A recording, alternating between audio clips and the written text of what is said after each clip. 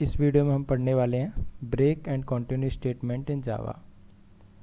तो break statement में होता क्या है कि जब हम किसी भी लूपिंग में किसी पर्टिकुलर सिचुएशन के लिए ब्रेक स्टेटमेंट को एग्जीक्यूट कराते हैं तो वहाँ से हमारा वो लूप ब्रेक हो जाता है और उसके आगे उसका कोई भी कंडीशन नहीं चलती है।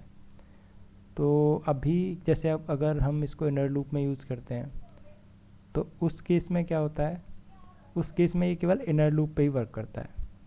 तो इसको हम वाइल लूप के साथ यूज़ कर सकते हैं, फॉर लूप के साथ यूज़ कर सकते हैं या डू वाइल लूप के साथ भी यूज़ कर सकते हैं।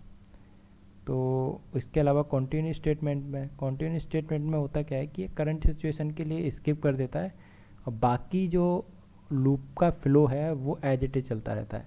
मान के चलते हैं कि कोई लूप 0 से लेकर 10 तक चल रहा है और कंटिन्यू स्टेटमेंट लगाया हमने उसके इंडेक्स 5 के लिए, तो उस केस में क्या होगा, ये 5 को स्किप कर देगा और बाकी लूपिंग एज इट इज़ चलेगी।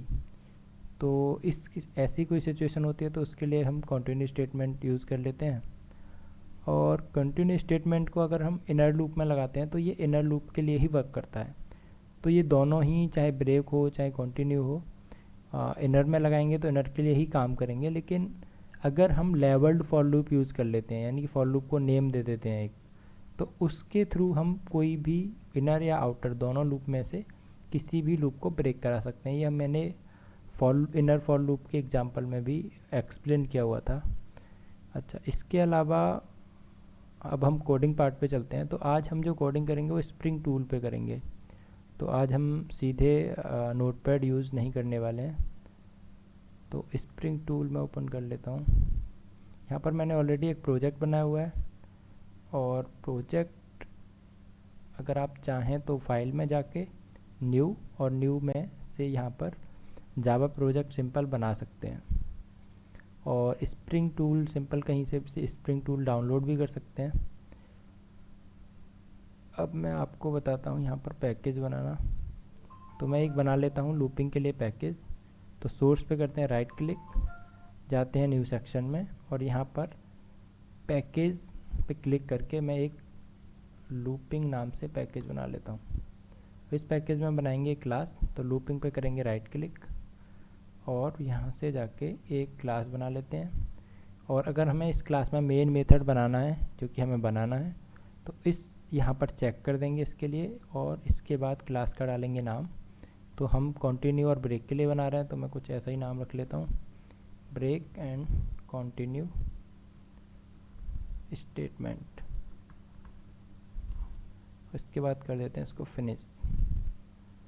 अब यहाँ पर ऑलरेडी हमें मेन मेथड बना हुआ मिला है तो हमें कुछ करने की ज़रूरत नहीं है।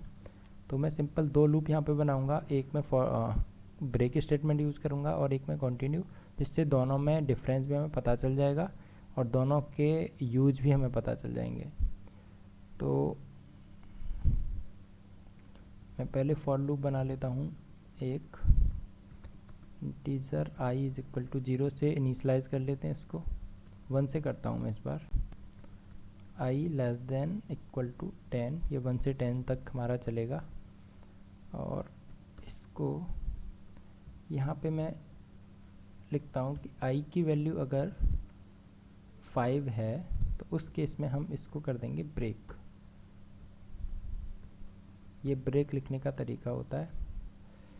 और ऐसे ही एक और मैं लूप बना लेता हूँ दूसरा, जिसमें मैं इंटीजर j को इनिशलाइज करता हूँ 1 के साथ, j less than equal to 10 और j प्लस प्लस। अब यहाँ पे भी मैं same if j equal to 5 और यहाँ पर हम लगा देते हैं कंटिन्यू, CONTINUE कंटिन्यू।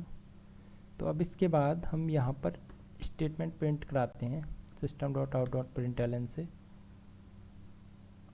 इसमें मैं कर देता हूँ i प्लस i और सेम कॉपी करके यहाँ पे करते हैं पेस्ट और ये हो गया j एंड j। तो ये अभी लूप हो गया करेक्ट। अब इसको मैं रन करके आपको दोनों में डिफरेंस बता देता हूँ। तो मैंने कोड कर दिया है एग्जीक्यूट। कोड एग्जीक्यूट करने के लिए इस फाइल पे जाके राइट क्लिक कर दीजिए और रन एज जावा एप्लीकेशन, तो ये कोड प्रिंट हो जाता है। तो अब जब आई के लिए जो लूप चला 0 से लेकर 4 तक चला, उसके बाद 5 पे आके वो पूरा ब्रेक हो गया। तो यानी कि 5 जैसे ही कंडीशन ट्रू हुई उसके बाद लूपिंग ब्रेक हो गई और कुछ नहीं चला। लेकिन जब कंटिन्यू स्टेटमेंट के लिए लूप चला तो जे की वैल्यू 1 आई, जे की वैल्यू 2 आई, 3 आई, 4 आई, लेकिन 5 के केस में स्किप हो गया, लेकिन अब आगे कंटिन्यू हो गया। तो 6, 7, 8, 9, 10, तो इसमें केवल एक स्टेटमेंट ब्रेक हुआ है यानी कि स्किप हुआ है, और उसमें 4 के बाद के सारे 6 स्टेटमेंट ब्रेक हो गए। तो ये होता है दोनों में डिफरेंस। तो इस वीडियो में इतना ही, मिलते हैं अगली वीडियो में कमेंट के साथ। तो जिसमें हम कोड में हमें अगर कहीं कमेंट लगाना होता है तो कैसे लगाते हैं ये उस वीडियो में डिस्कस करेंगे। तो इस वीडियो में इतना ही, मिलते हैं अगली वीडियो में। Thank you.